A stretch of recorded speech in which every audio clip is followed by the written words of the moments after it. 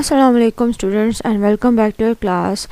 As you know that we are doing chapter number 5 and that is water, the amazing liquid. So today we are going to do the next topics of this chapter, and those are industrial use of water, and the next topic we are going to do today is the water cycle. So let's start.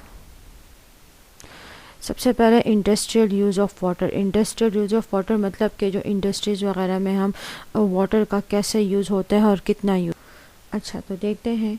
Manufacturing industry is one of the main consumers of water. जो manufacturing industries है ना, यानी कि वो सनअतकारियाँ जहाँ पे चीज़ें manufacture होती हैं, बनाई जाती हैं, तो वो जो है वो सबसे मेन कंज्यूमर है। कंज्यूमर मतलब यूज़र है, इस्तेमाल करने वाला है किसका, वाटर का।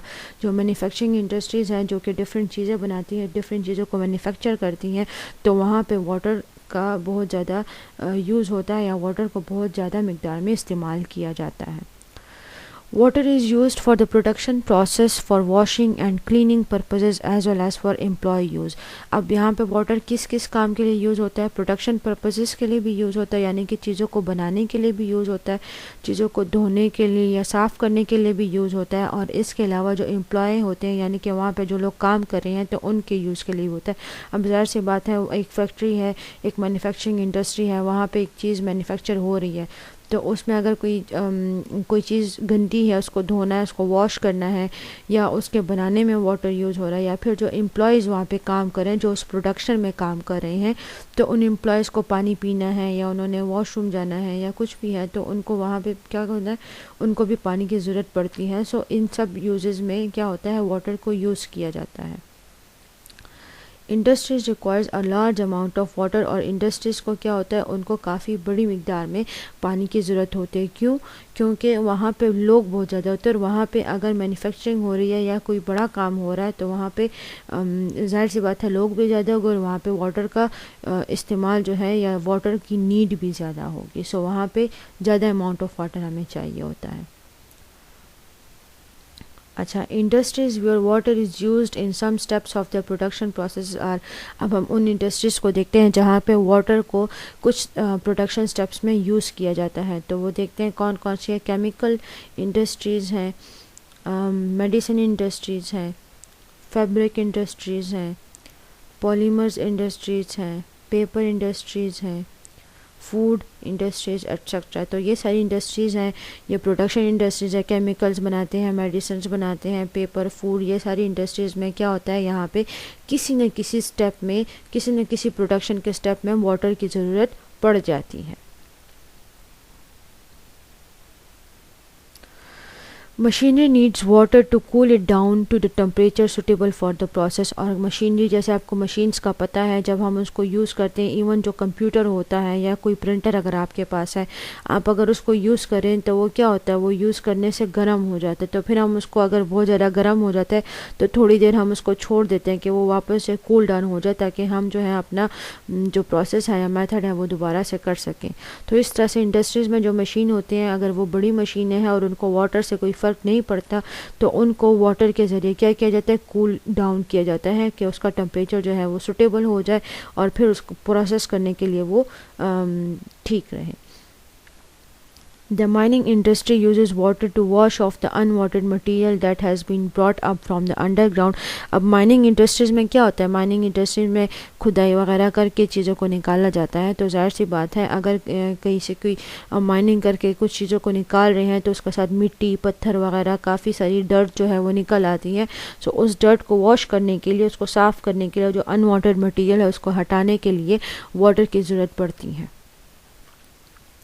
Most of the electricity we use is generated through water. और बिजली का आपको पता है, काफ़ी जो बिजली है, डैम जो बड़े बड़े बनाए गए हैं, वो क्या होता है, डैम क्या होता है, जो एक वाटर हाइट पे होता है उसके साथ एक डैम बना दिया जाता है, ताकि वहाँ से जब वाटर प्रेशर से नीचे आए तो वहाँ पे जो टरबाइन वगैरह लगे होते हैं, तो उसके जो पहिए हैं वो घूमते हैं और उससे फिर बिजली बनती है। तो काफ़ी जो इलेक्ट्रिसिटी है जिसको हम यूज़ करते हैं वो भी पानी के ज़रिए जो है जनरेट की जाती है, बनाई जाती है। Thermo electric power plants use water to produce steam for making electricity. और आजकल थर्मो इलेक्ट्रिक पावर प्लांट्स आए हुए हैं जिससे क्या करते हैं, वाटर को यूज़ करके स्टीम बनाया जाता है और उस स्टीम से इलेक्ट्रिसिटी को प्रोड्यूस किया जाता है या बनाया जाता है। Hydro electric power plants convert the energy of falling water into electricity by passing it through turbines. और हाइड्रो इलेक्ट्रिक पावर प्लांट्स में वही होता है कि वो क्या करते हैं, जो फॉलिंग वाटर की एनर्जी होती है उसको क्या करते हैं, उसको इलेक्ट्रिसिटी में चेंज कर देते हैं, उसको टर्बाइंस से गुजार के यानी मशीनों से गुजार के। जो एक एनर्जी होती है वाटर में, जो ऊपर से नीचे पानी गिर रहा होता है, तो उसकी एनर्जी को चेंज कर देते हैं इलेक्ट्रिसिटी में। कैसे? टर्बाइन से पास करवा के। Water is also used as a coolant और कूलिंग एजेंट। और पानी को एक कूलेंट या कूलिंग एजेंट की तरह भी यूज़ किया जाता है। फॉर एग्जांपल, अगर कोई लोहा है उसको बहुत ज़्यादा गर्म कर दिया है और उससे वो शेप बना ली है जो चाहिए, तो उसको ठंडा करने के लिए उस पर पानी डाल सकते हैं, तो वो क्या हो जाएगा, वो कूल हो जाता है। और इसी तरह से जो मशीनों की अभी हमने बात की थी कि अगर मशीन जो है वो गर्म हो गई है तो वाटर को यूज़ करके उसको क्या किया जाता है, उसको नॉर्मल टेम्परेचर पर लाया जाता है ताकि जो उसका प्रोसेस है वो कर सकें। Power plants need water to cool down a stream and turn it back into water। तो पावर प्लांट्स क्या होते हैं, पावर प्लांट्स को ज़रूरत होती है वाटर की कि उनको ठंडा किया जाए और फिर इसको वापस पानी में चेंज कर दिया जाता है। Water is used as a coolant and cannot be disposed of immediately as a high temperature water would damage the marine life। अच्छा, मतलब इसका ये है कि जो वाटर है जिसको कूलेंट की तरह हमने यूज़ किया, तो ज़ाहिर सी बात है आपने अगर गौर किया हो तो अगर तवा है आपके पास, ठीक है, तवा तो देखा होगा ना, उसको आप लोग थोड़ी देर के लिए चूल्हे पे रखें और बिल्कुल हाई फ्लेम पे रखें कि वो बिल्कुल गर्म हो जाए ना, उससे वो धुआं निकलने लगे। उसके बाद चूल्हा बंद करके उस तवे को अगर आप पानी के नीचे रखोगे ना और उस तवे पे आप पानी जो है वो फुल प्रेशर से खोल दो और वो तवा जो है उस पे पानी जो है वो खड़ा हो जाए, यानी कि उसके ऊपर वो पानी रुक जाए, तो अगर थोड़ा सा हाथ आप उस पानी को उसको टच करोगे ना तो वो पानी गर्म हो गया होता है। क्यों? क्योंकि उस पानी के ज़रिए हम उस तवे को ठंडा करने की कोशिश कर रहे हैं। तो वो वाटर क्या करता है, वो उसका जो टेम्परेचर होता है वो उस तवे का उसको अपने अंदर एब्जॉर्ब कर रहा होता है, जिसकी वजह से वाटर जो है वो अचानक से इमीडिएटली वो गर्म हो जाता है। तो इसी तरह से यहाँ भी अगर कूलेंट की तरह वाटर को यूज़ करें तो उसको हम डायरेक्टली पानी में नहीं गिरा सकते। क्यों? क्योंकि जो मरीन लाइफ है वो उस गर्म पानी से डैमेज हो सकती है या मरीन लाइफ को डैमेज पड़ सकता है। This water is usually cooled in a holding pond before disposed of. और एक मसनूई पॉन्ड सा तालाब टाइप बना दिया जाता है, वहाँ पे इस पानी को ठंडा किया जाता है पहले और फिर उसको डिस्पोज किया जाता है, यानी फिर उसको बाकी पानी में वापस मिला दिया जाता है।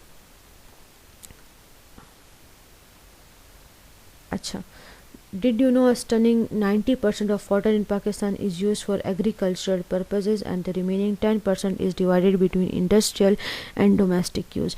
यानी कि एग्रीकल्चर में जो ज़राअत वगैरह है उसमें सारा 90% ऑफ वाटर जो है वो लग जाता है, 10% जो है वो फिर इंडस्ट्रीज़ में और डोमेस्टिक यूज़ में डिवाइड किया जाता है। देखिए यहाँ पे आपको सारे नज़र आ रहे होंगे। Water uses thermo electric power है, इरिगेशन है, डोमेस्टिक यूज़ है, पब्लिक सप्लाई है, यहाँ पे लाइफ स्टॉक है, माइनिंग वगैरह है। सो यहाँ पे क्या है, यहाँ हर जगह पे वाटर को यूज़ किया जाता है। अच्छा, अब नेक्स्ट हमारा टॉपिक है the water cycle. We lean on fresh water to get our drinking water, but only 1% of Earth's water is present in the lakes, rivers and underground। हम क्या करते हैं, हमें फ़्रेश वाटर की ज़रूरत होती है ताकि हमें पीने का पानी मिल सके, लेकिन हमारे पास सिर्फ 1% ऑफ वाटर जो है वो प्रेजेंट है लेक्स में, रिवर्स और underground. The rest of the earth's water is in sea और आइस। बाकी जो पानी है या तो वो सी में है या फिर वो बर्फ़ बना हुआ है। Fortunately we have water cycle which means we always have a water source. और खुशकिस्मती हमारे पास एक वाटर साइकिल है जिसका मतलब ये है कि हमारे पास कोई ना कोई पानी का ज़रिया हमेशा मौजूद रहता है। Water cycle makes sure that we do not run out of water. और वाटर साइकिल क्या करता है, वो इस बात की यकीन दहानी करता है या इस बात का ख्याल रखता है कि हम जो है हमें पानी की कमी ना हो। अच्छा, the water cycle, what exactly the water cycle is. अब हमने ये देखना है कि वाटर साइकिल है क्या। Water cycle is also known as hydrological cycle. पहले तो वाटर साइकिल का दूसरा नाम क्या है, हाइड्रोलॉजिकल साइकिल भी इसको कहा जाता है। इट्स अ कंटिन्यूस साइकिल, और ये एक कंटिन्यूस साइकिल है, यानी कि मुसलसल जो है होने वाला एक साइकिल है। Water on the ground warms up and rises into the air, this process is called evaporation. पानी जो ग्राउंड पे होता है वो क्या होता है, वो गर्म होता है और फिर वो हवा में राइज हो जाता है, उसके वेपर्स बन के वो हवा में चला जाता है, और इस प्रोसेस को क्या कहा जाता है, एवापोरेशन कहा जाता है। As the molecules go high in the atmosphere, they cool down and become a cloud। और जैसे ही वो मॉलिक्यूल जो हैं वो ऊपर जाते हैं, एटमॉस्फेयर में जाते हैं, तो वो वहाँ पर ठंडे हो जाते हैं और एक उससे क्या बन जाता है, क्लाउड, एक बादल उससे बन जाता है। दिस इज़ कॉल्ड कंडेंसेशन, और ये इसको क्या कहा जाता है, कंडेंसेशन कहा जाता है। यानी कि जो वो वेपर्स होते हैं वो ऊपर जाके क्या हो रहे हैं, वो कंडेंस हो रहे हैं, यानी कि वो गाढ़े हो रहे हैं, वापस उससे जो है वो वाटर ड्रॉपलेट्स बनने की का जो स्टेप है वो स्टार्ट हो गया है। When the wind blows, these clouds move onto the land, rises and cool down। और जब विंड हवा चलती है तो ये क्लाउड क्या करते हैं, ये इसी ज़मीन के ऊपर क्या करते हैं, मूव करते हैं, राइज होते हैं और ठंडे होते जाते हैं। The clouds become heavy with water and this water falls to earth as rain and then evaporates again। और ये जो clouds होते हैं फिर ये भारी हो जाते हैं पानी के साथ, और ये पानी क्या होता है, ये ज़मीन पे गिरता है as rain, बारिश की सूरत में, and then evaporates again, और फिर वापस से क्या हो जाता है, evaporate हो जाता है। ये हमारे पास सारा का सारा साइकिल होता है, और इसके बाद वापस दोबारा से वही साइकिल स्टार्ट हो जाता है। This happens again and in a never ending cycle. और ये एक ना ख़त्म होने वाला एक साइकिल है जिसमें ये क्या होता है, ये बार बार हो रहा होता है। अब साइकिल, वो साइकिल चलाने वाली साइकिल की बात नहीं हो रही है, एक प्रोसेस की बात हो रही है जो रिपीट कर रहा है अपने आप को। अच्छा, water cycle, steps of water cycle. सबसे पहले है वाटर, पहले तो पानी है, यहाँ पे देखें, यहाँ से हम स्टार्ट करते हैं। सबसे पहले वाटर है, उसके बाद क्या है, उसके बाद है एवोपरेशन। अब यहाँ से पानी क्या हो रहा है, एवोपरेट, यहाँ पे देखें एवोपरेट हो रहा है। एवोपरेट होके क्या होता है, क्लाउड्स फॉर्मेशन होते हैं, देखें क्लाउड्स बन रहे हैं, क्लाउड्स फॉर्म हो गए। अब क्लाउड्स फॉर्म के बाद क्या होता है, अब वो कंडेंसेशन होती है, यानी कि ज़्यादा क्लाउड्स बनते हैं और वो गाढ़े होते जाते हैं। कंडेंसेशन के बाद क्या होता है, प्रेसिपिटेशन। अच्छा, प्रेसिपिटेशन किसको कहते हैं, प्रेसिपिटेशन हर एक उस चीज़ को कहते हैं जो कि वाटर वेपर्स बन के हवा में जाते हैं ना, और हवा से फिर उस नेचुरली वापस पानी की सूरत में ज़मीन की तरफ आते हैं, तो उसको प्रेसिपिटेशन कहते हैं। तो ये रेन और स्नो दोनों हो सकते हैं, यानी बारिश भी क्या होता है, एक नेचुरल फॉर्म है जिसमें जो वेपर्स होते हैं वो वापस वाटर लिक्विड में चेंज होकर ज़मीन की तरफ आ रहे हैं, और स्नो भी सेम ही चीज़ है। सो इस चीज़ को प्रेसिपिटेशन कहते हैं। एंड उसके बाद रिपीट, यानी ज़ाहिर सी बात है जब बारिश होगी तो फिर से पानी आएगा, फिर एवापोरेट होगा, फिर क्लाउड फॉर्मेशन होगी, फिर कंडेंसेशन होगी, फिर प्रेसिपिटेशन होगी, और फिर वाटर बनेगा।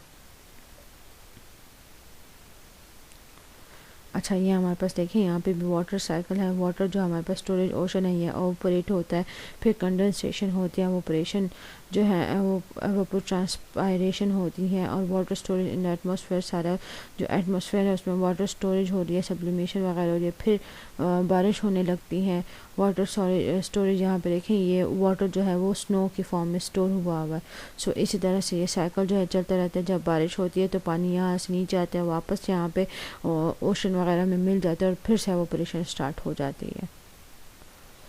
अच्छा जी, with this we have come to the end of our lecture. I hope आपको लेक्चर समझ आ गया। अगर कोई क्वेश्चन है तो ज़रूर पूछें, and see in the next lecture. Till then take care, Allah हाफिज़।